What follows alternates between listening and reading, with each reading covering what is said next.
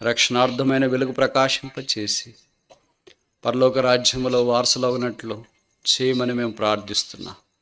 వారు చేసిన ఈ పరిసర ధర్మాన్ని మర్చిపోవటకు మీరు అన్యాయస్తులు కాదు. గిన్నెడు చన్నీళ్ళు ఇస్తే ప్రతిఫలము ఇచ్చే దేవుడు అయినందుకు మీకు స్తోత్రములు. వారికి కూడా తగిన ప్రతిఫలము బహుమానము దయచేయండి. వంటగదిలో పనిచేస్తున్న వారు, అలాగే కనబడకుండా బరువైన బాధ్యతలు నిర్వహిస్తున్న వారిని బట్టి వందనాలు. ఈ పరిసర ధర్మం కొరకే ప్రార్థించిన వారు, చెమట గాడ్చిన వారు, కన్నీరు గాడ్చిన వారు, చేయి చాపిన వారందరిని బట్టి మీకు స్తోత్రాలు. వారికి తగిన జీతము బహుమానం మీరు అనుగ్రహించండి. సమీప దూర ప్రాంతాల నుండి వచ్చిన ప్రజలను బట్టి మీకు వందనములు చెల్లిస్తున్నాం. పాటల ద్వారా మీ నామాన్ని మహింపరచుకున్నందుకు స్తోత్రములు. ఇక్కడికి వచ్చిన వారు, ఆన్లైన్లో జాయిన్ అయిన వారిని బట్టి స్తోత్రాలు. రక్షణ లేని వారు రక్షణ పొందినట్లు సహాయం చేయండి. నిన్న దాదాపు 15 మంది దాకా రక్షణ కొరకై తీర్మానం చేసుకున్నారు. వారి తీర్మానంలో నిల్చున్నట్లు మీరు సహాయం చేయాలని ప్రార్థిస్తున్నాం. ఈ దినం కూడా కొంతమందిని మీరు దర్శించి వారు ఆత్మ సంబంధమైన వెలుగులోనికి ప్రవేశించినట్లు మీరు సహాయం చేయమని మేము ప్రార్థిస్తున్నాం. ఆత్మీయంగా బలహీనలైన వారు, దేవా మరి వెనకం చేస్తున్న వారిని మీరు కరుణించి ధైర్యపరిచి వారి కన్నీరు తుడిచి గాయాలు కట్టి వారు కూడా ఈ యాత్రలో ముందుకు యేసు వైపు చూస్తూ సాగిపోవటానికి సహాయం చేయండి. ఎవరైనా మీరు మాట్లాడితే దేవుని చిత్తం అనే ఉద్దేశంతో ఇక్కడికి వచ్చి కూర్చున్నారో వారు ముఖం చిన్నబుచ్చుకొని వెళ్ళిపోకూడనట్లు వారితో మీరు మాట్లాడి మీ చిత్తం యొక్క ఏర్పాటు వారికి చూపించి వారి సంతోషం మీరు అధికం చేయాలని మేము ప్రార్థిస్తున్నాం. పరీక్షలు రాసిన వారిని బట్టి స్తోత్రాలు, మంచి ఫలితాలు దయచేయండి. రాస్తున్న వారిని జ్ఞాపకం చేసుకోండి. పోటీ పరీక్షలు రాసిన వారికి సహాయం చేయండి. నిరుద్యోగులను కరుణించి ఉద్యోగాలు దయచేయండి. ఉద్యోగాలు ఉన్న వారికి ప్రమోషన్స్, రీలొకేషన్స్లో సహాయం చేయండి. వివాహాల కొరకు కనిపెడుతున్న వారిని కరుణించండి. వివాహమై గర్భఫలం కొరకు ఎదురు చూస్తున్న వారిని మేలు కొరకే జ్ఞాపకం చేసుకోమని ప్రార్థన చేస్తున్నాం. ఆయా చేతి పనులు చేసుకుంటున్న వారు, దైవ సేవలో నిమగ్నమైన వారు, వ్యాపారాలు చేస్తున్న వారిని కూడా మీరు కరుణించండి. మీ మాటలు విని ఏ ఒక్కరు కూడా నిష్ప్రయోజకులు కాకూడనట్లు మీరు సహాయం చేయండి. వారిని ఆధ్యాత్మికమైన ఆశీర్వాదంలోనికి మీరు తీసుకొని రావాలని మేము ప్రార్థిస్తున్నాం. మీ పరిశుద్ధులలో అల్పులైన వారి పాదాలు గడగటానికి కూడా యోగ్యత లేని నాకు మీరు అనుగ్రహించిన అవకాశం కొరకే మీకు స్తోత్రాలు. యెహోవా, మీరు ఏర్పరచుకున్న వారి క్షేమం చూచు, నీ జనులకు గలుగు సంతోషం బట్టి సంతోషించు, నీ స్వాస్థ్యమైన ప్రజలతో కూడి కొనియాడనట్లు నీ ప్రజలెడల నీకున్న దయ చొప్పున నన్ను కరుణించుము. మాకు కాదు యెహోవా, మాకు కాదు, నీ కృపా సత్యమునకే మహిమ కలుగునట్లు మీరు సహాయం చేయండి. నన్ను మీ రక్తం చేత కడిగి పరిశుద్ధపరచు, పెదవులు సున్నతి చేయము. మీ ప్రజల ప్రార్థన భూమి మీద నిలువబడి ప్రీతికరమైన పరిచర్య చేయనట్లు కృప అనుగ్రహించు. యేసునాథుని నామమున తల వంచి స్తుతించి ప్రార్థిస్తున్నాము తండ్రి, ఆమేన్.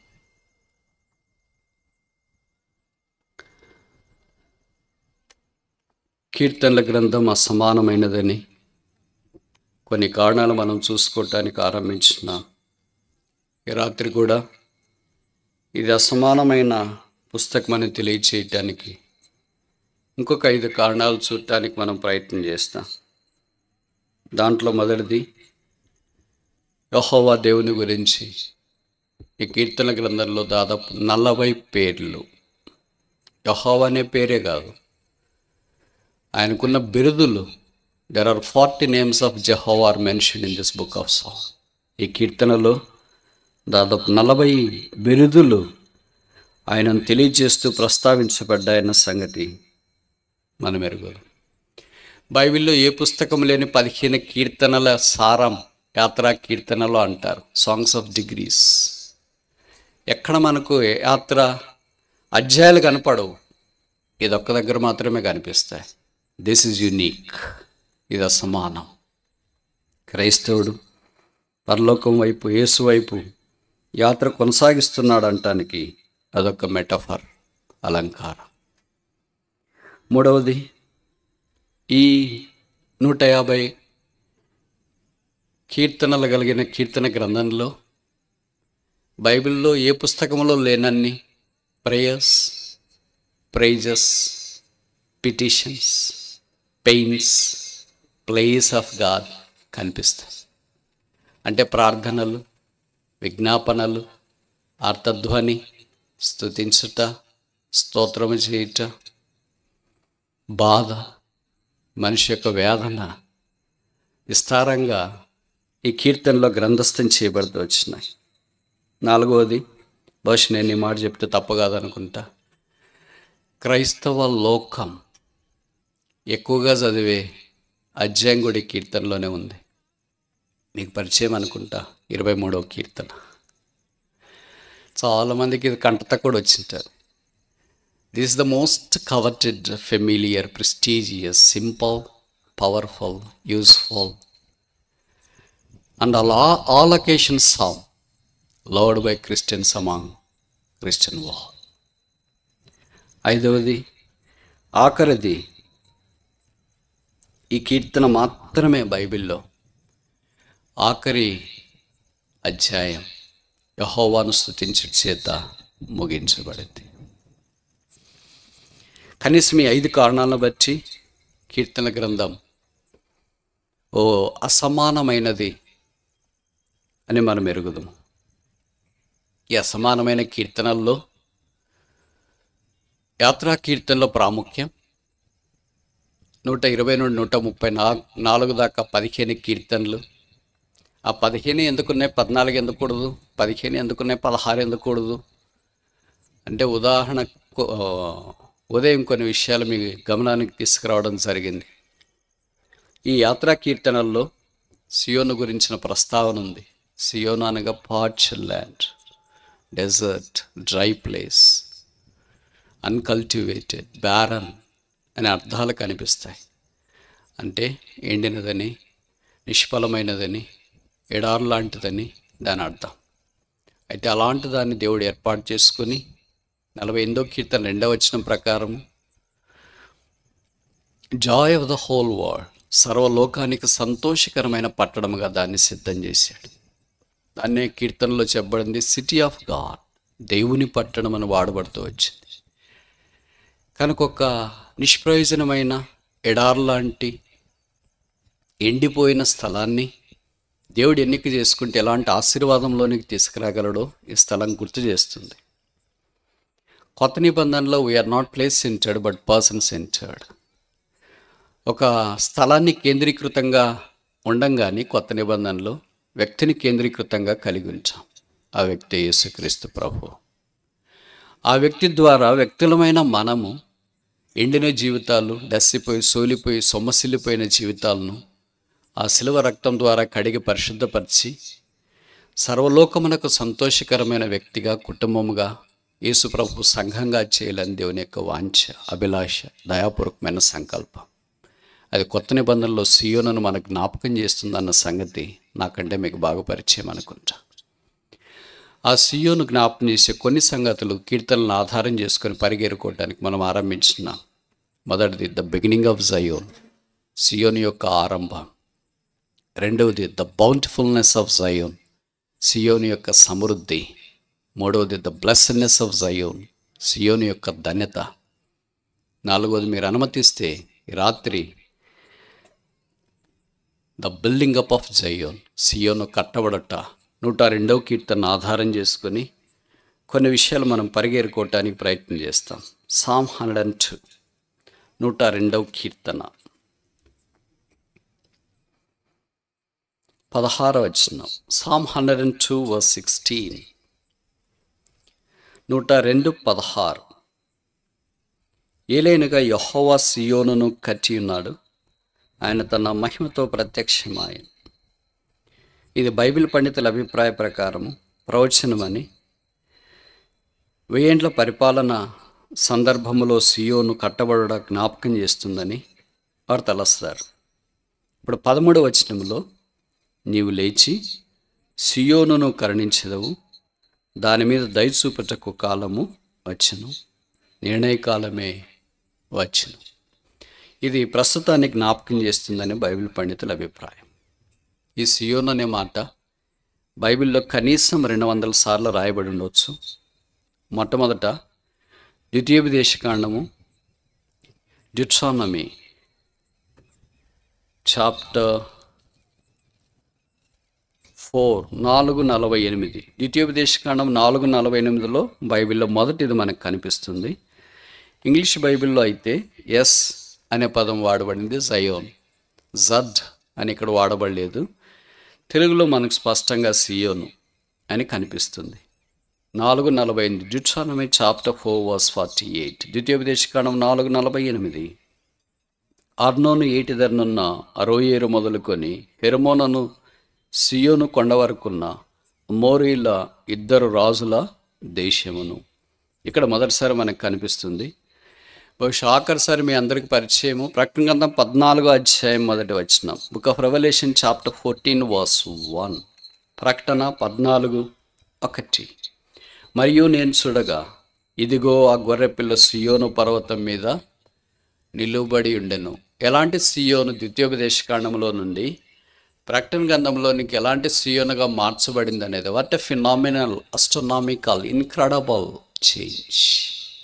ఇప్పుడు గొర్రెపిల్ల పరిశుద్ధ పర్వతం మీద నిలబడిన దృశ్యం ప్రకటన గ్రంథంలో పరిశుద్ధాత్మ దేవుడు మనకు చిత్రీకరించిన తీరు శ్లాఘనీయం.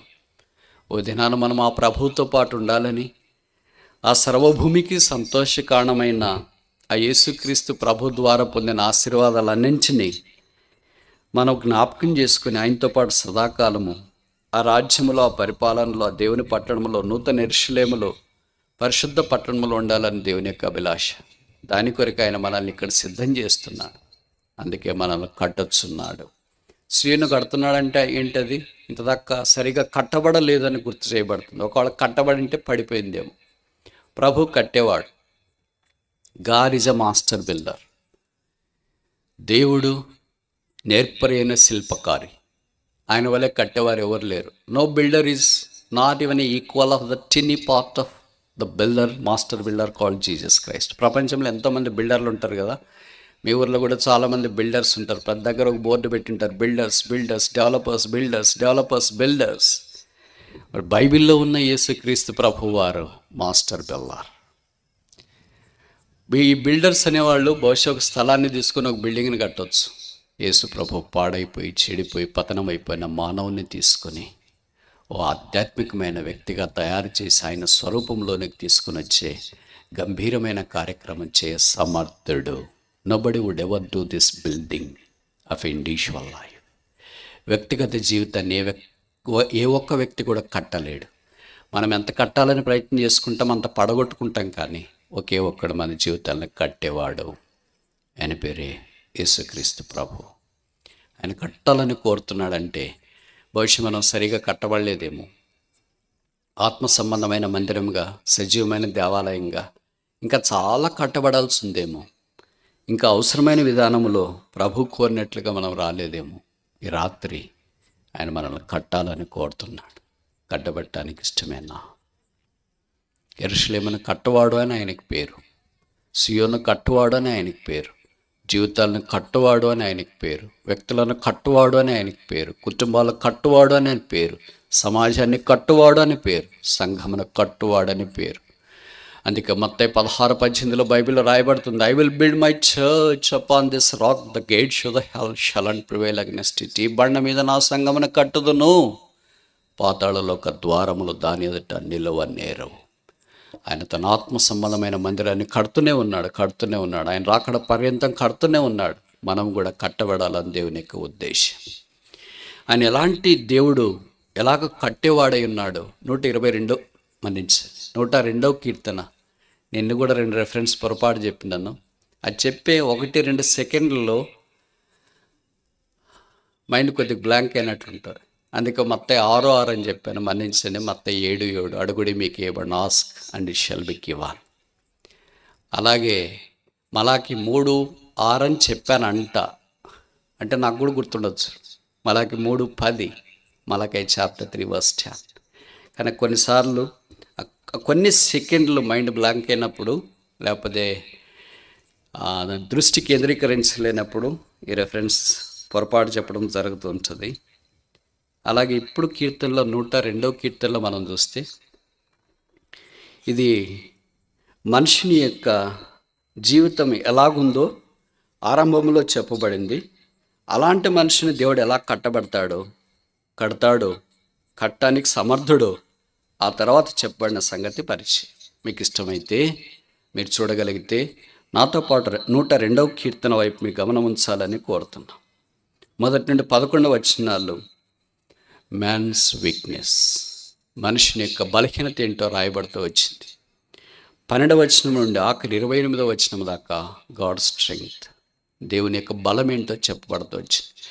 మనుషుని బలహీనతను బట్టి మనుషుడు ఏమైపోయాడంటే మూలుగుతున్నాడు, దినాలు తక్కువైనట్లు అనిపిస్తున్నాయి, గూడుబాతు వలె ఉన్నాడు, పగిడి వలె ఉన్నాడు, గుడ్లగువ్వ వలె పిచ్చుక వలె ఉన్నాడు, ఒంటరిగా కనిపిస్తున్నాడు, రాత్రివేళ కనిపిస్తున్నాడు, ఎగిరిపోయేటట్లు జీవితం కనిపిస్తుంది, దినాలు ఎగిరిపోతున్నట్లు అనిపిస్తున్నాయి, దినాలు తక్కువైపోయినట్లు అనిపించినాయి, దినాలు గడ్డిపూసు వలె తనకు కనిపిస్తున్నాయి, తన ఎముకలన్నీ స్థానం తప్పినట్లు అనిపిస్తున్నాయి, పానము తన కన్నీళ్లే పానం అయిపోయింది, తనకు బూడిద ఆహారంగా భుజించే దుస్థితిలోనికి వచ్చినాడు, కష్టదినాలు వచ్చినాయి, ప్రార్థన చేస్తున్నాడు. ఇక్కడ కనీసం 10 బలహీనతలు మనిషిని, నా ప్రాణము, నా కన్నీరు, నా వ్యసనమును, నా విజ్ఞాపన, తర్వాత నా జీవితము, నా దినాలు, నా మూలుగులు, నా ఎముకలు, నా దేహము, ఇలాంటి ఘోష ఆ కీర్తనకారులో నుండి బయటకు వస్తుంది. ఇలాగ ఎముకలు క్షీణించిపోయిన వాడిని, స్వరం పాడైపోయిన వారిని, జీవితంలో ఓడిపోయిన వారిని, దినాలు కొద్దివైన వాడిని, పగిడి కంటే పాడైన స్థలముల్లో జీవించేవాడిని, గూడుబాత లాంటి వాడిని, ఇంటి మీద రాత్రిపూట ఒంటిగా ఉండి పిచ్చక వలె ఉండే నన్ను కడతారా? దానికి జవాబు ఏంటంటే 13వ వచనం, 102వ కీర్తన 13వ వచనం, నీవు లేచి సియోనును కరెంట్. What a soothing word is this. ఒక గాయానికి బాంబ్ లాంటిది ఇది, ఆయింట్మెంట్ లాంటిది ఇది. మనిషి ఎముకలు కృషించిపోయి కన్నీరు బట్టి దిక్కుదోచని మూలుగులతో శబ్దము చేస్తూ దేహానికి అంటుకొని పోయి ఏం చేయలేదు, దిక్కుదోచని పరిస్థితిలో ఉన్నప్పుడు దేవుడు ఆ మానవుని విడిచిపెట్టలేదు, మరణానికి అప్పగించలేదు, పాతాళం వైపు వెళ్ళటానికి ఇష్టపడలేదు, కాడించడానికి ఆయన లేచి వచ్చాడు. ఆ దేవుని యొక్క దైవ లక్షణాలు ఒక 5 విషయాలు నేను ఈ గమనానికి తీసుకురావాలని కోరుతున్నాను. మనుషుడి యొక్క బలహీనత కూడా మొదటి 11వ వచనంలో 5 విషయాలు చెప్పాలని తలంచినాను. కానీ మనకంటే మన దేవుడు, మనం ఏ దేవుని నమ్మేమో ఆయన గురించిన గొప్ప సంగతులు మనం ప్రస్తావించుకుంటే మనకు ఊరట కలుగుతుంది. మన బలహీనతలు ఎప్పుడు మనల్ని అంటే ఉంటాయి, అవి అంత తేలిగ్గా బయటికి వెళ్ళవు. అయితే ప్రభుకు స్తోత్రాలు. బైబిల్లో రాయబడుతూ వచ్చింది, the one who is in you is greater than one who is in the world. లోకంలో ఉన్నవాని కంటే నీలో ఉన్నవాడు గొప్పవాడు. ఆ గొప్పవాడే యేసుక్రీస్తు ప్రభు.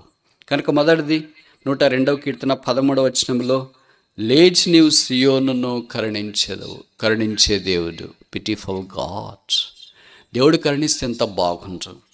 మనుషులు సాధారణంగా కరుణ చూపించాలని ప్రయత్నం చేస్తూ ఉంటారు, కానీ కరుణకు బదులుగా కఠినతను వారు చూపిస్తారు.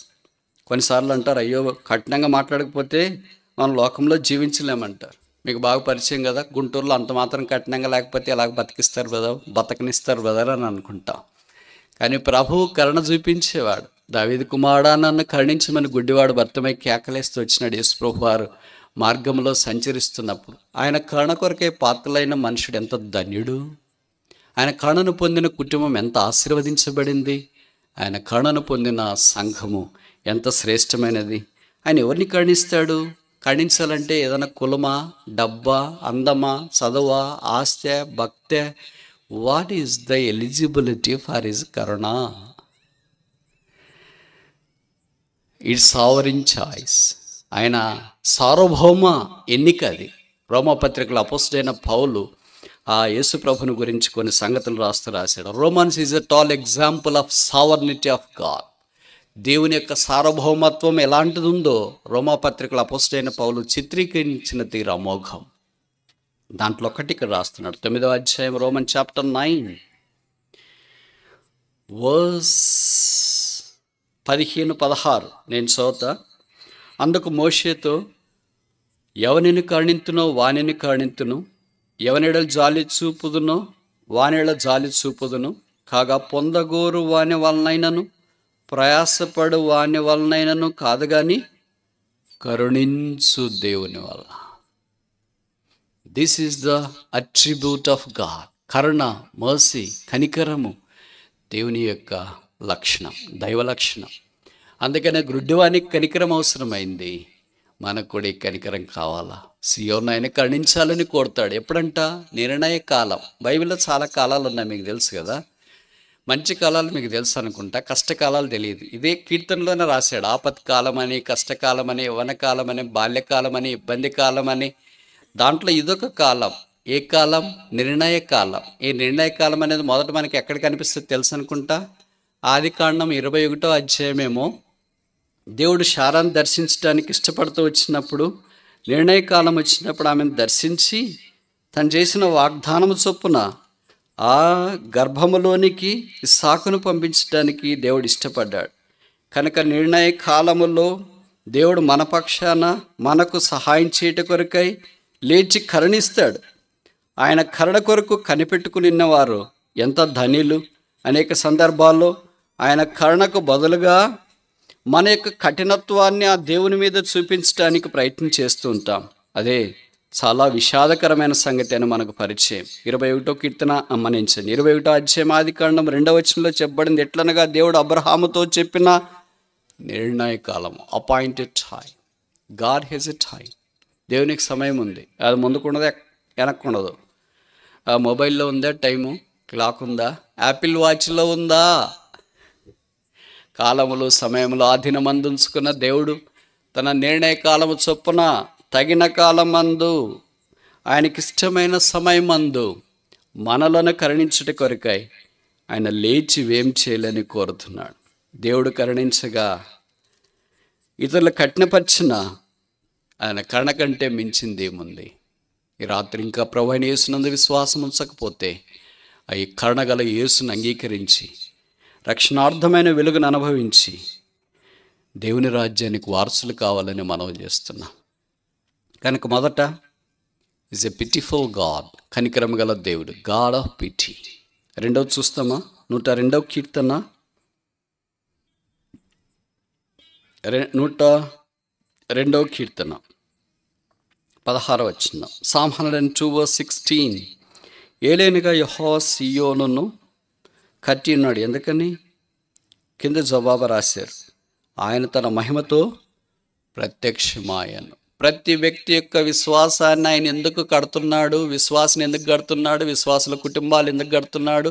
ఆయన నామం నుంచబడిన సంఘాన్ని ఎందుకు కడుతున్నాడు అంటే ఒక కారణం ఇక్కడ రాయబడింది, ఆయన మహిమను వెల్లడి చేయటానికి. అందుకే యోహాను సువార్త 2వ అధ్యాయంలో గలిలయలోని కానాలో యేసు ప్రభువారు నీళ్ళను ద్రాక్షరసంగా మార్చిన తర్వాత బైబిల్లో రాయబడిన మాట ఏంటంటే, గలిలయలోని కానాలో యేసు మొదటి సూచక్రియని చేసి తన మహిమను బయలుపరిచెను.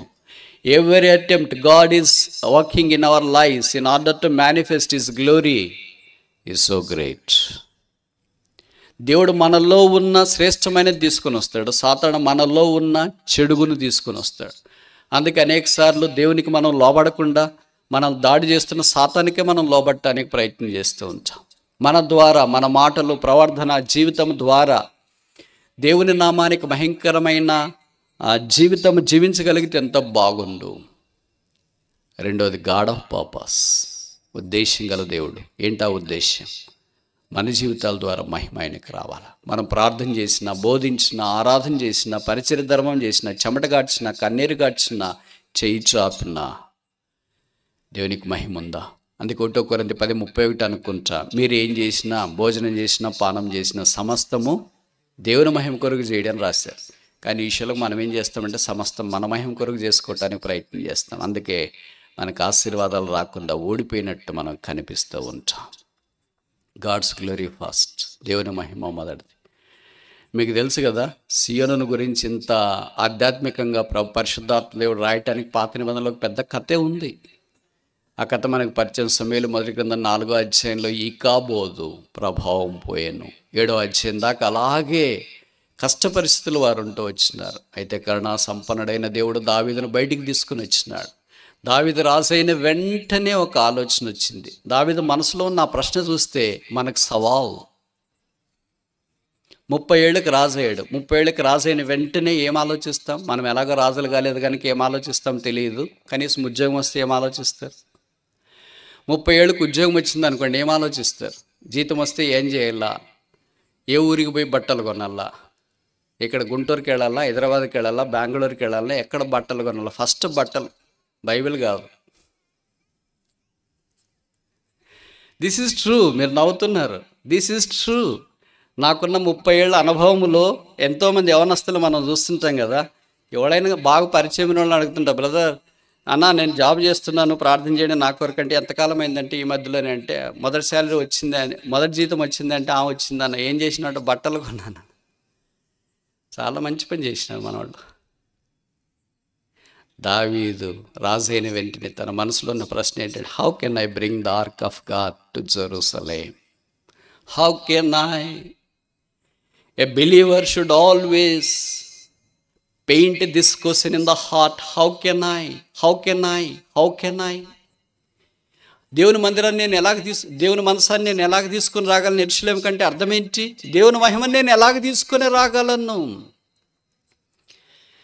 అలాంటి ఆశ కలిగి ఉన్నాడు, తృష్ణ కలిగి ఉన్నాడు గనక దాని విషయమై దేవుడు ఆయన్ను గణపరచడానికి ఇష్టపడ్డాడు. మనం గణపరచుకోకుండా ఉండటానికి కారణం బహుశా ఇదే.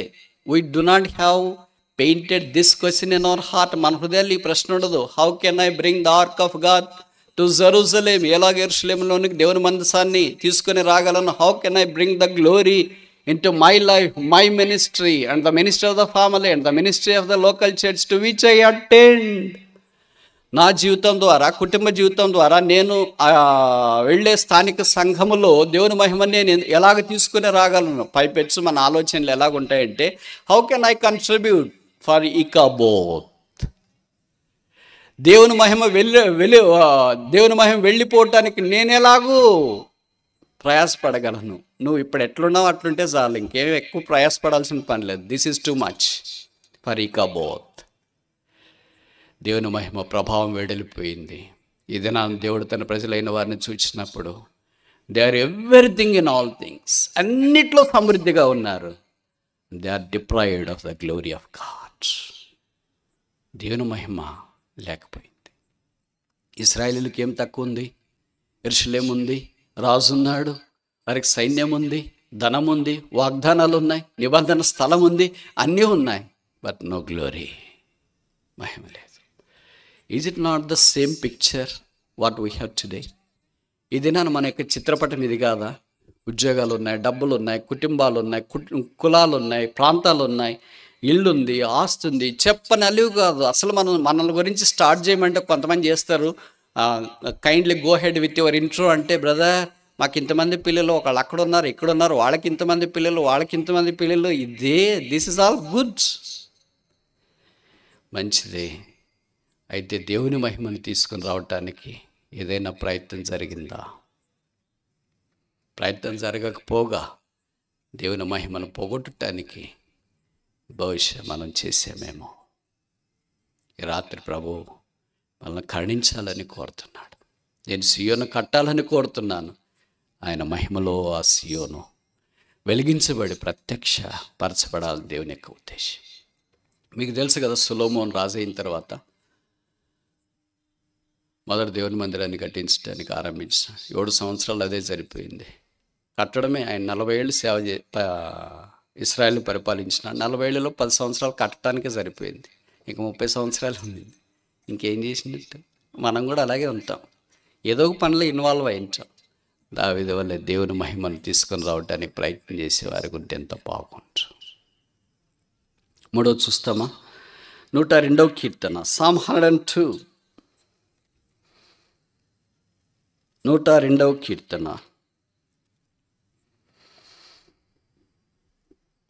21వ వచనం, 21 verse 21.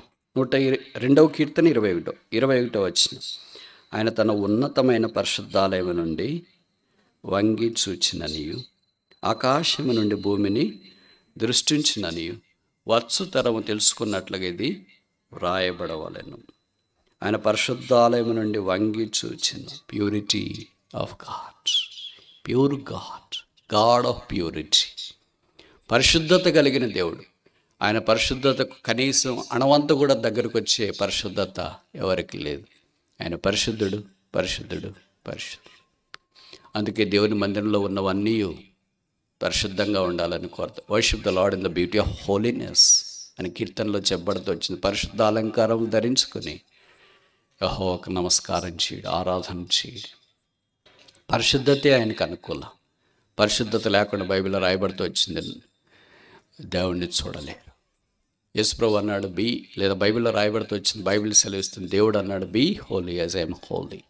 నేను పరిశుద్ధుడై ఉన్న ప్రకారం మీరును పరిశుద్ధులై ఉండండి.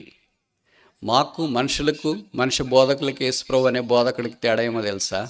మేము చెప్తాం కానీ చేయము, ఆయన ఏం చేస్తాడో అది చెప్తాడు. Be complete as I'm complete. నేను పరిపూర్ణ అయిన ప్రకారం మీరును పరిపూర్ణలై ఉండండి. Be holy as I'm holy. నేను పరిశుద్ధుడై ఉన్న ప్రకారము మీరును పరిశుద్ధులై ఉండండి. ఆ మాట నేను చెప్పలేను. I cannot say be holy as I'm holy because I'm in the process of being holy. ఎందుకంటే నేను పరిశుద్ధపరచబడే ప్రక్రియలో ఉన్నా, ఈ యాత్రలో ఉన్నా.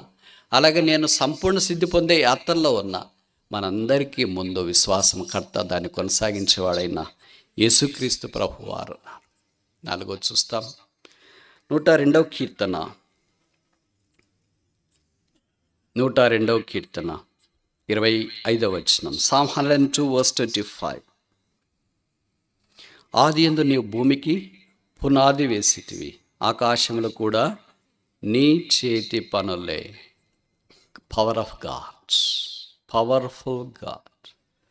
శక్తిగల దేవుడు. ఏ శక్తిగల దేవుడు? అసలు ఆయన శక్తిని మనం మెజర్ చేయలేం. ఆయన శక్తిని చెప్పడానికి మనిషిని నోరు ఎలా సాధ్యమవుద్ది? మనిషిని నోరుతో ఆయన శక్తిని గురించి చెప్పేటట్లుంటే కెన్ నెవర్ బి గాడ్. ఆయన దేవుడు కాదు. ఆయన ఆశ్చర్యకార్యాలు కూడా మన నోటితో చెప్పగలిగేటట్లుంటే can never be God. His power is unlimited, His works are unlimited, His grace is unlimited, His virtues are unlimited. All things pertaining to God are unlimited, immeasurable, scalable. దేవునికి సంబంధించినవన్నీ మనం వర్ణించలేము, ఊహించలేము, గ్రహించలేము, కొలవలేము, వాటిని ఎరగలేము. అందుకనే ఈజ్ గాడ్, ఆయన దేవుడు. ఇక్కడ బైబిల్లో రాయబడుతూ వచ్చింది, ఆకాశములు భూమి. అసలు మన చుట్టూ ఉండే భూమిని చూసుకుంటేనే మనం అనుకుంటాం, అబ్బా ఇంత పెద్దదా, ఇంత గొప్ప పట్టణమా, అసలు గుంటూరు పట్టణం అంటే ఏమనుకున్నారా అనుకోండి. ఇట్లాంటి గుంటూరులో ప్రపంచంలో ఇవన్నీ ఉన్నాయి. అవన్నీ చూసినప్పుడు ఈ ఊరు ఏమనిపిస్తుంది? కుడి ఎడమలేరు కానీ పట్టణాల ప్రపంచాన్ని రాత్రి పగలు తెలియకుండా ఉండేవి. Cities that never sleep in the night. రాత్రిపూట కూడా పండుకొనని పట్టణాల ప్రపంచంలో లెక్కలేనని ఉన్నాయి. ఇలాంటివన్నీ చూసినప్పుడు భూమి మీద ఇలాగుంటే ఆకాశం సంగతి ఏంటి, సముద్రాల సంగతి ఏంటి, నక్షత్రాల సంగతి ఏంటి, పాలపుంత సంగతి ఏంటి? ఇది మానవ ఊహకు మించింది. అందుకే దేవుని శక్తిని మనం గ్రహించలేము, ఊహించలేము. మరి ఏం చేయాలా? గ్రహించలేము, ఊహించలేము, బోధించలేము అంటే మరి ఏం చేయాలా? నమ్మాలా. అదే కదా మనకు కష్టం. Trust the power of God. దేవుని యొక్క శక్తిని మనం ఎంత నమ్మగలమో అంత మనలో కార్యసిద్ధి కలిగించబడుతుంది. అనేకసార్లు నమ్మకత్వం లేని కారణాన్ని బట్టి మన శక్తి మీద మనం ఆధారపడతాం. తార్సువాడైన సౌలు రక్షణ పొందిన తర్వాత దేవునితో ఆ శక్తి గురించి కొంత సంఘర్షణ వచ్చింది. అందుకే ఆయన అన్నాడు, when I am weak then I am strong. నేను ఎప్పుడు బలహీనుడన్నో అప్పుడు బలవంతుడు. అందుకే ఫిలిప్పీ 3 అనుకుంటా అక్కడ రాయబడిన వాక్యం ఏంటంటే, I can do all things through Christ that strengtheneth me. నన్ను బలపరచు వాని బట్టి నేను సమస్తము చేయగలను. పౌలు లాంటోడికే బలం అవసరమైతే మన సంగతి ఏంటి? పౌలు లాంటోడు అంటే ఏమనుకుంటున్నారు? అసలు ఆ పేరు ఉచ్చరించడానికి కూడా నాకైతే అసలు యోగ్యత లేదు. దమస్కు మార్గములో యేసుప్రభు యొక్క స్వరం విన్నవాడు, 3 దినాలు అలాగే గురిడ్డివాడు గుండి చూపు పొందక రక్షణ పొందిన వెంటనే ప్రార్థనలో కొనసాగిన వాడు, దేవుని యొక్క శక్తిని కోరుకుంటే ప్రార్థన అంటే తెలియని నా సంగతి ఏంటి? 14 పత్రికలు దైవాత్మ ద్వారా రాసిన వాడే దేవుని యొక్క శక్తిని కోరుకునేంత బలహీనుడైతే రాసిన పత్రికలు చదువుకోవటానికి బద్ధకమైన మన సంగతి ఏంటి? మధ్యధరా సముద్రం అంతా దాదాపు 3 మిషనరీ ప్రయాణాల్లో కలేదిరిగి దేవుని యొక్క సువార్తను, శిలువ ధ్వజాన్ని ఊరేగించిన వాడే నేను బలహీనుడు అంటే అసలు శిలువ అంటే తెలియదు, సువార్త అంటే తెలియని మన సంగతి ఏంటి? 3వ ఆకాశానికి ఎక్కిపోయి వచింపశక్యము కాని సంగతులన్నీ విన్నవాడే బలహీనుడంటే ఆకాశం సంగతి పక్కన పెట్టండి, భూమి కూడా మనకు కనపట్లేదే, అలాంటి మన సంగతి ఏంటి? ఎన్నో సంఘాలు స్థాపించి ఎంతోమంది సేవకులను తర్బీదు చేసి దేవుని తర్వాత ఆ మాట చెప్పగలిగే స్థానము. Follow me as I follow Jesus Christ. నేను క్రీస్తుని పోలే నడిచిన ప్రకారం మీరును నన్ను పోలే నడుచుకున్నాడు. ఈ మాట ఎన్నిసార్లు చెప్పాడు తెలుసా? మీరు అనుకుంటారు కొరింథీయులకు రాసిన మొదటి పత్రిక 11వ అధ్యాయం 1వ వచనంలో మాత్రమే చెప్పాడు, ఇంకెక్కడ లేదని. 4 సార్లు చెప్పాడు. 4 times in his epistles he says that follow me as I follow Christ, follow me as I follow Christ. మన జీవితంలో ఇంతదాకా రక్షణ పొంది ఇంతదాకా వచ్చినాం కానీ నాకు తెలిసి ఒక్కసారి కూడా ఈ మాట చెప్పలేను నేనైతే. అలాంటి వాడేమంటున్నాడంటే నేను బలహీనుడను. అలాంటి వాడు బలహీనుడు అంటే మనమేమనాలా? నేను ఈ మాట చెప్తే మీరు అనొచ్చు, బ్రదర్ మేమంతా ఆర్గానిక్ ఫుడ్డే తింటున్నాం, చాలా strong. This is all trash. ఈ లోక సంబంధమైన బలం కానీ ఈ లోక సంబంధమైన అంతటినీ ఎన్నికలేందిగా కొట్టి పడేస్తున్నాడు. అందుకే అపొస్తలుడైన పౌలు ఫిలిప్పీ పత్రిక 3వ అధ్యాయంలో రాస్తున్నాడు, ఏదేది లోకంలో నాకు లాభసాధకమై ఉన్నదో దాని అంతటిని క్రీస్తు కొరకే నేను నష్టముగా ఎంచుకుంటుని. అందుకే that I may know him and the power of his resurrection. ఆయన ఎరుగు నిమిత్తం, ఆయన పునరుత్థాన శక్తిని ఎరుగు నిమిత్తం I count everything but loss. చాలామంది క్రైస్తవుల అభిప్రాయం ఏంటంటే యేసుప్రభుని నమ్ముకున్న తర్వాత ఐ యామ్ ఇన్ గెయిన్ అని అనుకుంటారు. That is not a drawing Christian. ప్రభు దగ్గరికి ఆకర్షించబడే క్రైస్తవుడు అలాంటి వాడు కాదు. పౌలు వలె ఐ లాస్ట్, ఐ లూజ్, నేను నష్టపోయాను, నేను కోల్పోయాను. అది పౌలు యేసుని ఎరగటానికి దాని నిర్వచనంగా వాక్యంలో మనం చూస్తున్నాం. ఆయన లేచి సీయోనును కరుణించేవాడు. ఎలాంటి వాడో ఆ దేవుని గురించి 4 సంగతులు చూసిన. మొదటిది ఈజ్ గాడ్ ఆఫ్ పిటీ, కనికరం గల దేవుడు లేదా కనికరించే దేవుడు. రెండవది గాడ్ ఆఫ్ పర్పస్, ఆయన మహిమను ప్రత్యక్షపరుచుకునేవాడు, ఉద్దేశం కలిగినవాడు. మూడవది ఈజ్ గాడ్ ఆఫ్ ప్యూరిటీ, పరిశుద్ధత కలిగిన దేవుడు. నాలుగవది is God of power, powerful God, శక్తి గల దేవుడు. ఐదవ దాకా చూసి ముగిస్తామా? 102వ కీర్తన, 102వ కీర్తన 27వ వచనం. Psalm 102:27. నీవు ఏకరీతిగా నుండువాడవు, నీ సంవత్సరములకు the years have no end. ఇక్కడ కాంట్రాస్ట్ మీరు గమనించినారా? మొదటి 11 వచనాలు మనుషుడు ఏమన్నాడు? నా దినాలు కొద్దివైపోయినాయి, నా దినాలు ఎగిరిపోయేటట్టు కనిపిస్తున్నాయి, నా దినాలు గడ్డిపూసవలే కనిపిస్తున్నాయి అని మనుషుని యొక్క జీవితం ఉంటే, దేవుడి దగ్గరికి వచ్చేటప్పటికి దినాలు కాదు, నీ సంవత్సరాలకి the years have no end.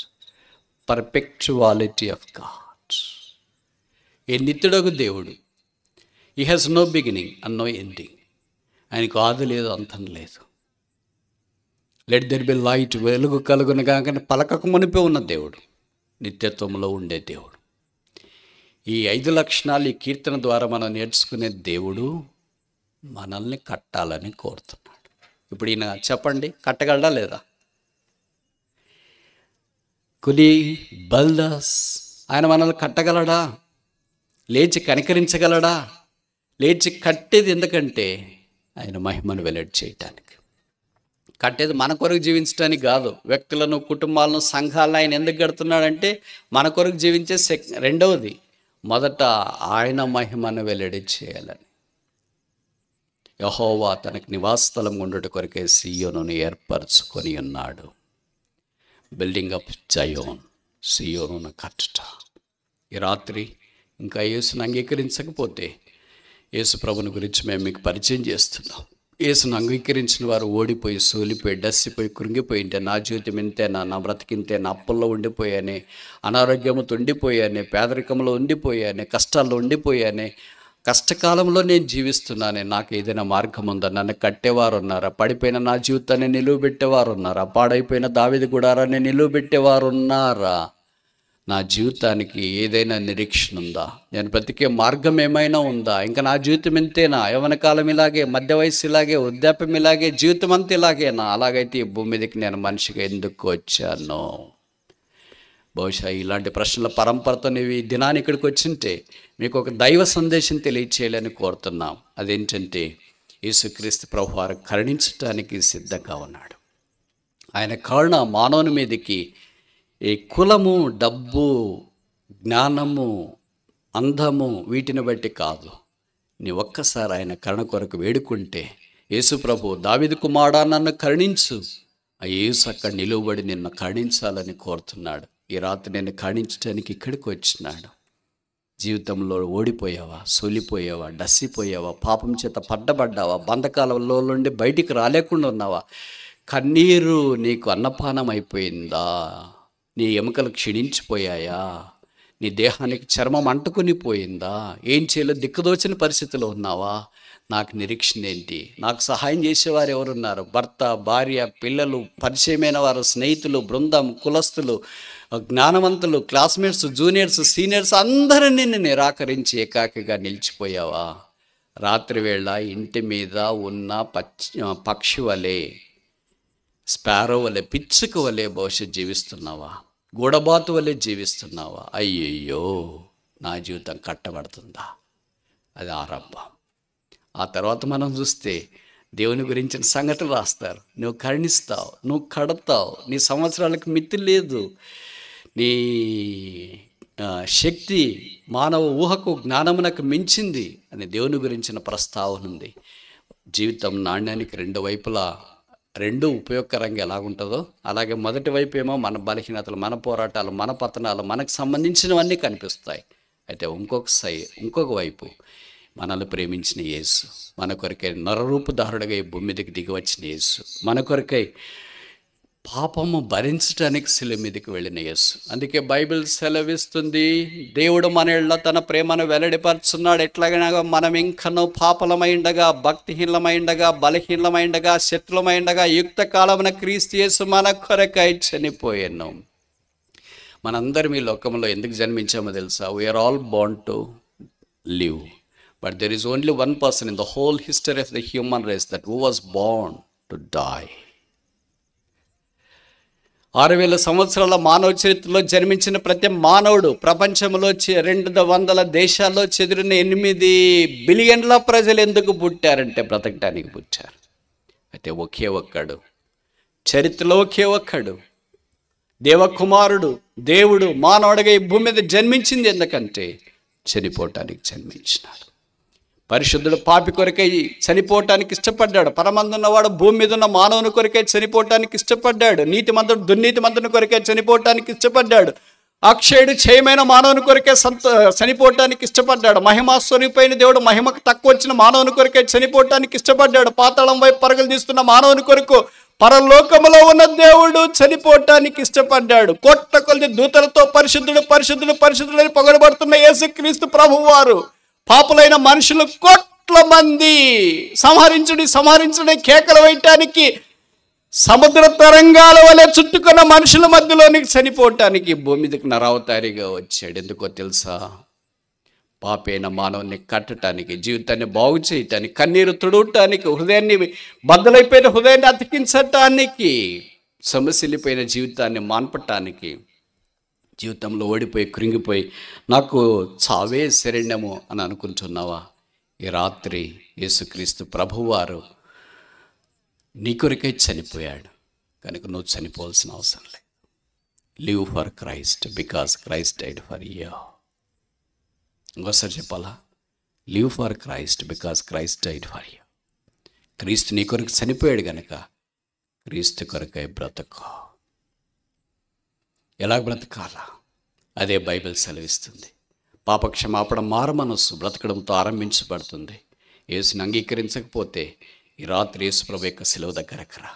మనుషుల యొక్క పాపాల కొరకు యేసుప్రభు శిలువలో వేలాడదీయబడ్డాడు. తల మీద ముళ్ళ కిరీటం, ముఖం మీద ఉమ్మి, చేతుల్లో మేకులు, దేహమంతా కోడ దెబ్బలు, పక్కలో బల్లెపోటు, భూమికి ఆకాశానికి మధ్యలో వేలాడదీయబడిన యేసు సృష్టికర్త, భూమి ఆకాశం ఆయన చేతి పనులను సెలవిచ్చిన యేసు పాపాత్ముడైన మానవుడు, 5.5 అడుగులు ఎత్తగలిగిన మానవుడు, మంటికి మన్నైపోయే మానవుడు, 70 ఏళ్ళు బతికి 80 ఏళ్ళ తర్వాత పడక మీద పడే మానవుని కొరకై పరసంబంధమైన దేవుడు భూమి మీద దిగి వచ్చి ఆ శిలువలో వేలాడదీయబడ్డాడు. కాడం లేని గాయాలు ఎవరి కొరకు? హేతు లేని దెబ్బలు ఎవరి కొరకు? కోడా దెబ్బలు దేహం మీద ఎవరి కొరకు? ప్రక్కలో బల్లపోటు ఎవరి కొరకు?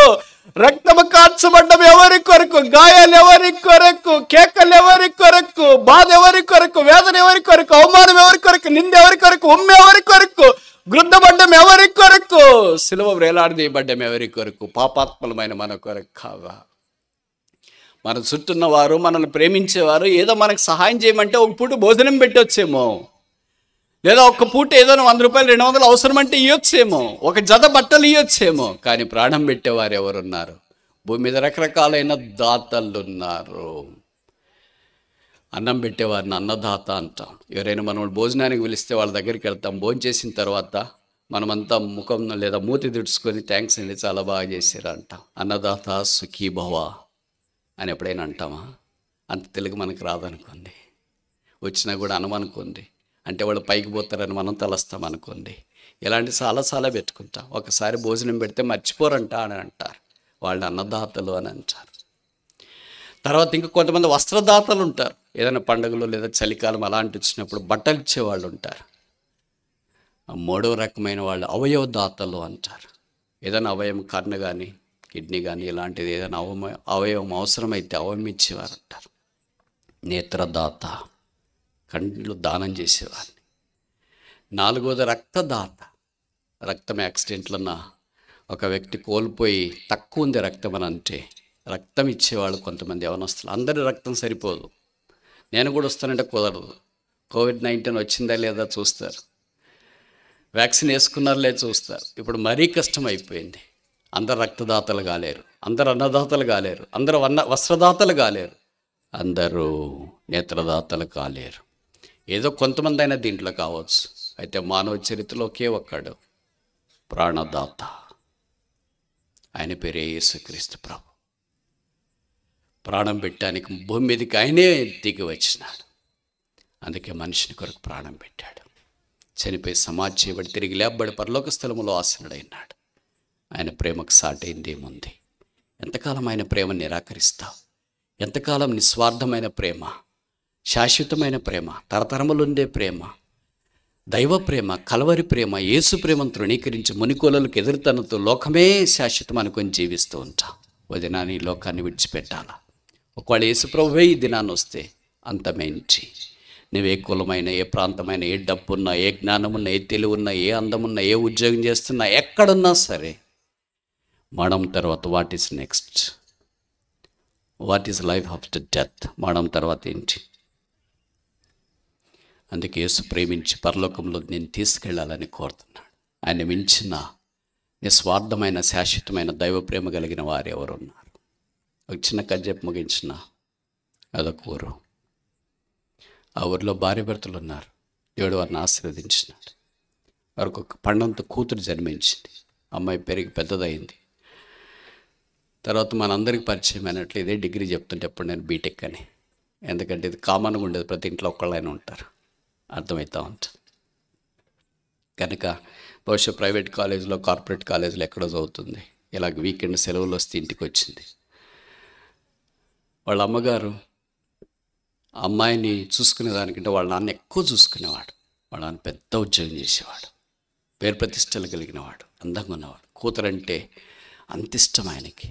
ఓ దినాన్ని ఇలాగ సాయంకాలం పూట వాళ్ళ నాన్న దగ్గరికి వచ్చి, డాడీ నాకు ఒక చిన్న హెల్ప్ కావాలా. ఏ హెల్ప్? ఏం లేదు డాడీ, ఈరోజు నా బర్త్డే, మా స్నేహితులతో కలిసి నా పుట్టిన దినము నా స్నేహితులతో కలిసి చేసుకోవాలనుకుంటున్నాను. అందుకే వెళ్ళటానికి నాకు కారు కావాలి. బిడ్డ అడగడమే ఆలస్యం. ఏ తండ్రి అయినా కూతురు పలానాది కావాలంటే ఇవ్వలేనని చెప్పే ధైర్యం ఎవరికి ఉంది? కన్న పేగు తీపి ఎంత కరుణిస్తుందో నాకంటే మీకు బాగా తెలుసు. కారు తాళపు చెవులు ఆ బిడ్డకి ఇచ్చినాడు. ఆ అమ్మాయి కారు డ్రైవ్ చేస్తా వెళ్ళింది. మీకు తెలుసు కదా, అంటే బహుశా గుంటూరులో తెలియదు, పెద్ద పెద్ద పట్టణాల్లో ఇది కామన్. వాళ్ళు వెళ్ళి పుట్టిన దినం వేడుకలు జరుపుకుంటూ ఉన్నారు. ఎట్లా వెళ్ళారో అట్లే రాలేరు, ఎందుకంటే అక్కడ సీన్ మారిపోతుంది. వెళ్ళిన తర్వాత వాళ్ళతో వెళ్తే అంత సరదాగా ఉంది. ఎప్పుడో తెల్లవారుజామున తాగి తినేసి అటు చేసి తిరిగి కార్ డ్రైవ్ చేసుకుంటూ వచ్చింది. ఎలాగో ఆరోగ్యంగా లేదా బాగా వెళ్ళిందో అలాగే రాకుండా తాగేసింది కదా ఎక్కువ. కార్ డ్రైవింగ్ సరిగా స్టీరింగ్ లేదు. అలాగ వస్తూ ఉంటే దారిలో ఒక యవనస్తునికి కార్ ఢీకొనింది. ఆయన అసలు చనిపోయాడు. పోలీసులు అమ్మాయిని పట్టుకున్నారు. కథ కట్ చేస్తామా, తీసుకొని జైలుకి తీసుకెళ్ళి రిమాండ్ చేసినారు. తర్వాత తీర్పుకి వచ్చింది. కేసు చివరి దశకు వచ్చింది. ఇప్పుడు చివరి జడ్జి ఎలాగుంటే ఈ అమ్మాయి ఇలాగ నిలబడింది. జడ్జి తీర్పు ఇచ్చినాడు. నువ్వు యాక్సిడెంట్ చేసావు కనుక నీకు దాదాపు 5,00,000 రూపాయల జరిమానా, జీవితకాల కఠిన కారాగార శిక్ష. పోలీసులు అమ్మాయిని పట్టుకున్నారు. అమ్మాయి కళ్ళల్లో నీళ్ళు చెమ్మగిల్లి రాలిపోతున్నాయి. బీటెక్ చదువుతుంది, జీవితం ఎంతో ఉంది, ఆహ్లాదకరంగా ఉంది. కానీ ఒక్క చిన్న పొరపాటు తన జీవితాన్ని బద్దలు చేసింది. కళలు భంగమైపోయినాయి. ఏం చేయాలో దిక్కుదోచని పరిస్థితి. ఇప్పుడు తన ఆత్మహత్య కూడా చేసుకోలేని పరిస్థితిలో కోర్ట్ హాల్లో ఉంది. పోలీసులు వచ్చి అమ్మాయిని పట్టుకుని, లేడీ పోలీసులు వచ్చి అమ్మాయిని పట్టుకొని తీసుకెళ్తుంటే అప్పుడు ఒక ఆయన వచ్చాడు, అమ్మాయిని తాకొద్దండి. అప్పుడు ఆయన తను వేసుకున్న జడ్జి కోటు తీసి అమ్మాయికి వేసి అప్పుడు పోలీసులకు చెప్పాడు, నన్ను తీసుకెళ్ళండి, ఆ సంఖ్యలు నాకేయండి, ఆ బేడీలు నాకేయండి, నన్ను చెరసాల్లోనికి తీసుకోండి, నన్ను శిక్షించండి. నేను 5,00,000 జరిమానా కడతా, నేను జీవితకాల శిక్ష అనుభవిస్తా. అప్పుడు అక్కడ ఉన్న చేరి వచ్చిన ప్రజలు పోలీసులు అడిగారు, అమ్మాయికి మీకేం సంబంధం? అప్పుడు ఆయన చెప్పాడు, అమ్మాయి నా కన్న కూతురు, నేను అమ్మాయికి తీర్పు తీర్చిన జడ్జిని. ఏ కన్న తండ్రి అయినా తన కూతురు తన కళ్ళెదుటే బీటెక్ చదివిన అమ్మాయి, పెళ్లిగానమ్మాయి చేతిలో 2 చేతులకు బేడీలు వేసుకుని తన కళ్ళెదుటే చెరసాలకు పోయేది ఊహించుకోగలడా? తప్పు చేసింది అమ్మాయి, యాక్సిడెంట్ చేసింది అమ్మాయి, శిక్ష పొందాల్సింది అమ్మాయి, జైలుకి వెళ్ళాల్సింది అమ్మాయి, బేడీలు పడాల్సింది అమ్మాయికి. అయితే ఆ జడ్జి తన యొక్క కూతురికి రావాల్సిన శిక్షను భరించడానికి, బేడీలు వేసుకోవటానికి, చెరసాలకు వెళ్ళటానికి, జరిమానా కట్టడానికి, కూతురు యొక్క స్థానాన్ని తీసుకోవటానికి నేను సిద్ధంగా ఉన్నాను, దాన్ని తీసుకొని వెళ్ళండి. కోర్టు అంతా నిశ్శబ్దంలో వచ్చింది. కూతురు తండ్రిని చూసింది, ఏడవడం ఆరంభించింది. కథ కట్ చేస్తాం. మన జీవితం కూడా ఇంతే. చాలా చదువుకున్నారు, డబ్బు ఉంది, ఘనత ఉంది, కులం ఉంది, ప్రాంతం ఉంది, అందం ఉంది, అన్నీ ఉన్నాయి, బాగానే ఉన్నాయి. ఏదో ఒక రోజు పొరపాట్లు చేశావు. బైబిల్లో రాయబడింది, మనుషులందరూ పాపులై. ఆ పాపాన్ని బట్టి శిక్ష వచ్చింది. అదే పాతాళం, నరకం, అగ్నిగంధకములతో మండుగుండం, వేదనకరమైన స్థలం. దాని నుండి తప్పించుట కొరకై లోకరక్షకుడు యేసుక్రీస్తు ప్రభువు సర్వలోకమునకు తీర్పు తీర్చు న్యాయాధికారిగా ఈ భూమి మీదకి దిగి వచ్చినాడు. పాపం చేసింది మనం గనక మన మీదకు ముళ్ళ కిరీటం రావాలా? ఆయన ఈ కిరీటం నాకు పెట్టండి అన్నాడు. మన ముఖం మీద ఉమ్మి వేయాలా? ఆయన ఆ ఉమ్మి నా ముఖం మీద వేయండి అన్నాడు. మనల్ని దిగంబర్లుగా చేయాలా? ఆయన తన వస్త్రాలు లాగించుకోవటానికి ఇష్టపడ్డాడు. మనం సిలువ వేయబడాలా? ఆయన సిలువ వేయబడటానికి ఇష్టపడ్డాడు. మనం కొరడాలతో కొట్టించబడాలా? యేసు ఆ కొరడా దెబ్బలు భరించడానికి ఇష్టపడ్డాడు. మనకు పక్కలో బల్లెముతో పోటు పడవాలా? మనకు బదులుగా ఆయన బల్యాన్ని పొడిపించుకోవటానికి ఇష్టపడ్డాడు. మనము ఆ సిలువలో రక్తం కార్చాలా? యేసు ప్రభు మన కొరకు ఆ సిలువలో రక్తం కార్చినాడు. మనము తండ్రి వీరేమి చేయించున్నారో వీరెరగారు కనుక వీరిని క్షమించుము అని క్షమాపణ పొందే స్థానంలోనికి యేసు ప్రభు యొక్క సిలువ మనల్ని తీసుకొని వచ్చింది. ఇంతకంటే ప్రేమించే దేవుడు ఎవరున్నారు? ఇంతకంటే నీ కన్నీరు తుడిచేవాడు ఎవరున్నారు? ఇంతకంటే నీ జీవితాన్ని కట్టేవారు ఎవరున్నారు? నిన్ను, నీ కుటుంబాన్ని, నువ్వు చేరి వచ్చిన స్థానిక సంఘాన్ని కట్టేది ఒకే ఒక్కడే, ఆయన పేరు యేసు. ఆ యేసు వద్దా మోకరించండి, ప్రార్థన చేస్తాం. ముగించిన అటు ఇటు కదలొద్దు. అత్యవసరమైన పని ఉంచే తప్ప.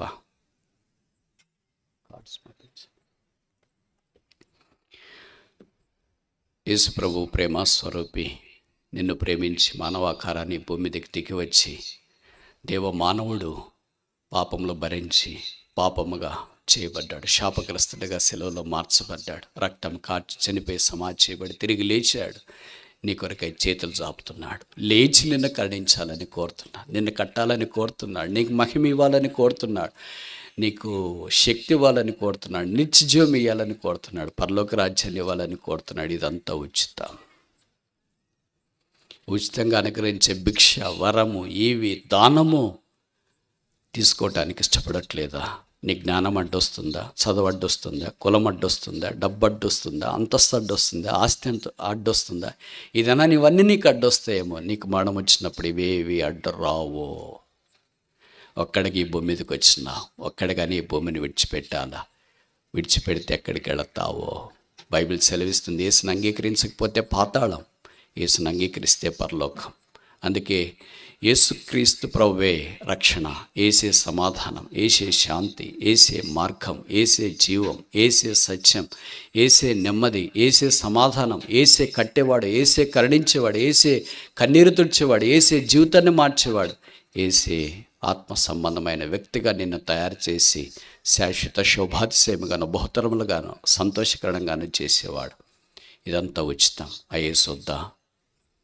యేసు నీవు అంగీకరించాలని కోరితే మీరు ఎక్కడున్నా సరే, యేసు ప్రభువా నేను పాపిని, నా పాపాలు క్షమించు, నా జీవితాన్ని నీకు అప్పగించుకుంటున్నాను అని చిన్న ప్రార్థన చేసుకుని మేము నీ కొరకు ప్రార్థన సహాయం చేయడానికి వీలుగా నీ కుడి చేతిని తలపైగా కనబడేటట్టు ఎత్తి ఉంచితే మేము నీ కొరకు ప్రార్థిస్తాం.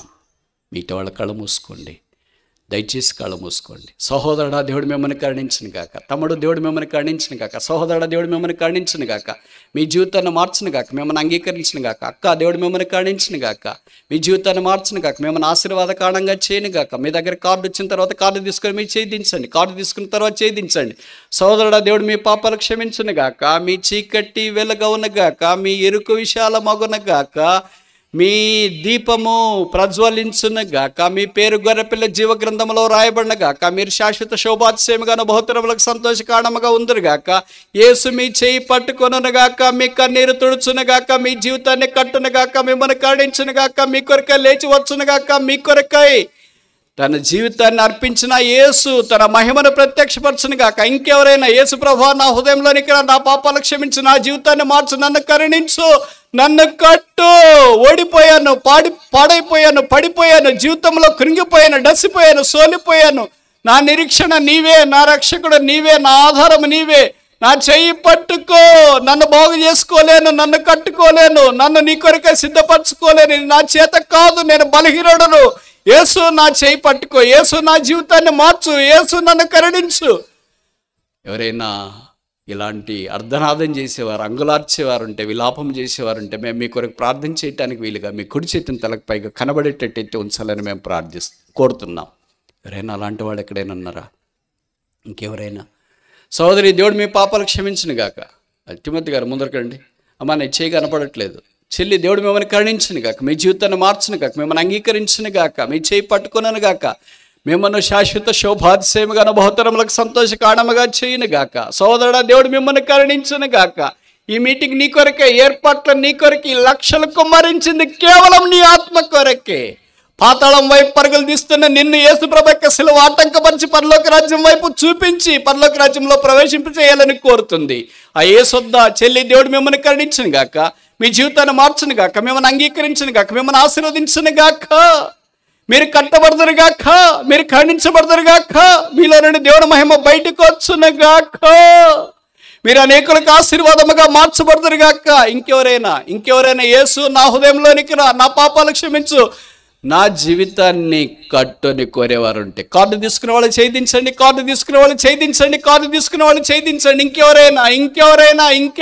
ఇంకెవరైనా యేసు ఈ రాత్రి నన్ను దాటిపోద్దని కోరేవారు ఉంటే మేము మీ కొరకు ప్రార్థన చేయడానికి వీలుగా మీ కుడి చేతిని తలకు పైగా కనబడేటట్టు ఎత్తి ఉంచండి. యేసు నీ దగ్గరికి వచ్చి నీ హృదయంలో ప్రవేశించాలని కోరుతుంటే ఆయనను దాటేసి వెళ్ళటానికి ప్రయత్నం చేయొద్దు. కార్డు తీసుకునే వాళ్ళు ఛేదించండి. దేవుని అనుగ్రహ ఐశ్వర్యం మారు మనసు పొందుటకు నేను ప్రేరేపించదని ఎరగక ఆయన సహనాన్ని దీర్ఘశాంతాన్ని తృణీకరించడానికి ఎందుకు ధైర్యం చేస్తావు? యేసుప్రభు యొక్క రక్తము అపరిశుద్ధమైనదని ఎంచి దాన్ని తన్ని దూరం పోవటానికి ఎందుకు ప్రయత్నిస్తావు? ఈ రాత్రి రక్షకుడు నీ దగ్గరకు వచ్చి నీ హృదయమనే తలుపును తడుతూ ఉన్నాడు. యేసు నా హృదయంలోనికి రా, యేసు నా పాపాలు క్షమించు, యేసు నా జీవితాన్ని మార్చు, యేసు నన్ను కట్టు. ఇంకెవరైనా చివరిసారిగా అడుగుతున్నాం, ఇంకెవరైనా ఉన్నారా? సిస్టర్స్ వైపు, బ్రదర్స్ వైపు, పార్కింగ్ స్లాట్లో ఉన్నవారు, వంటగది దగ్గర ఉన్నవారు, అటు ఇటు తిరిగేవారు ఎవరైనా ఉంటే ఆలస్యం చేయకుండా యేసును స్వీకరించుట కొరకై తీర్మానం చేసుకో. ఆ తీర్మానము నిల్చున్నట్లుగా ప్రార్థన సహాయం కావాలని కోరితే మీ కుడి చేతిని తలకు పైగా కనబడేటట్టు ఎత్తి ఉంచండి. ఇంకెవరైనా ఉన్నారా? పర్వాలేదులే అనుకోవద్దు, వాయిదా వేయద్దు, చూస్తాంలే అని అనుకోవద్దు. మరలా ఇలాంటి అవకాశం నీకు రాకపోవచ్చు. యేసు నిన్ను ప్రేమించి ఈ రాత్రి నీ పాపాలు క్షమించాలని కోరుతున్నాడు, నిన్ను కట్టాలని కోరుతున్నాడు, నీ జీవితాన్ని బాగు చేయాలని కోరుతున్నాడు. యేసు నా హృదయంలోనికి రా అని అర్ధనాదం చేసేవారు లేరా? ఎవరైనా యేసుని అంగీకరించడానికి తీర్మానం చేసుకుని మీ తీర్మానంలో నిల్చున్నట్లుగా ప్రార్థన సహాయం కోరి మీ కుడి చేతిని కనబడేటట్టు ఎత్తి ఉంచి కార్డు తీసుకుని మిమ్మల్ని యేసు నామమున మేము అభినందిస్తూ ఉన్నాం. మీరు చేసిన తీర్మానం అద్భుతమైనది, అమోఘమైనది, ఆశ్చర్యకరమైనది. ఆ తీర్మానం నిత్యత్వం కొరకు నిల్చుండేది. దేవుడు ఆ తీర్మానాన్ని అంగీకరించి, ఆమోదించి, ఆశీర్వదించి ఆధ్యాత్మికమైనదిగా చేయాలని మేము ప్రార్థిస్తాం.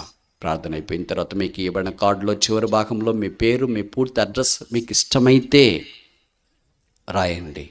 మీ ఫోన్ నంబర్, ఈమెయిల్ ఐడి రాయండి. మీకు ఇష్టమైతే కింది భాగాన్ని చించి బ్రదర్స్ సిస్టర్స్కి ఇవ్వండి. కార్డు పై భాగాన్ని మీ దగ్గర ఉంచుకోనండి. మీరున్న స్థలానికి వెళ్ళిన తర్వాత కార్డు భాగంలోని వాక్యాలు చదువుకోండి. క్రమంగా బైబిల్ చదవండి. క్రమంగా దేవుని మందిరానికి రండి. క్రమంగా యేసుప్రభుని గురించి ఇతరులకు సాక్ష్యం వేయండి. క్రమంగా యేసును ఆరాధించండి. క్రమంగా యేసుతో సహవాసం కలిగి ఉన్నట్లు ప్రార్థన చేయండి. దేవుడు మీ తీర్మానాన్ని అంగీకరించి ఆశీర్వదించునుగాక. ఎవరైతే యేసును అంగీకరించుకుంటే ఈ స్థలంలోనికి వచ్చి యేసుప్రభు యొక్క ప్రేమ సందేశం విని, ఆన్లైన్లో విని, యేసు నాకు అవసరం లేదని మునికోలలకు ఎదురు తన్నుతూ, ఆయన సిలువకు వీపును చూపిస్తూ యేసు నాకు వద్దని దూరంగా పరుగులెత్తిపోతున్నారు. ఒకవేళ మరణం వస్తే, యేసుప్రభు వస్తే, నీవు ఈ లోకాన్ని విడిస్తే, పాతాళం వైపు పరుగులు తీస్తే, నీ ప్రాణానికి నీవే ఉత్తరవాది అని తెలియచేయటానికి విచారిస్తున్నాం.